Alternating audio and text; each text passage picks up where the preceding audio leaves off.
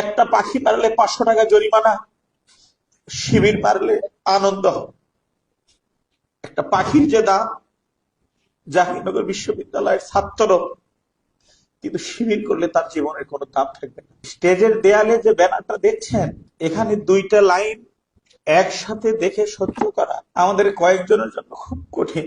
আমার সামনে সারি এক সারি ভাইয়েরা বসে, আর আমরা স্টেজে আছি 2 জন। 2টা লাইন একসাথে দেখা আমাদের জন্য খুব, এই মুহূর্তে যেমন আনন্দের, ঠিক তেমনি বিশ্বাস না হওয়ার মতো।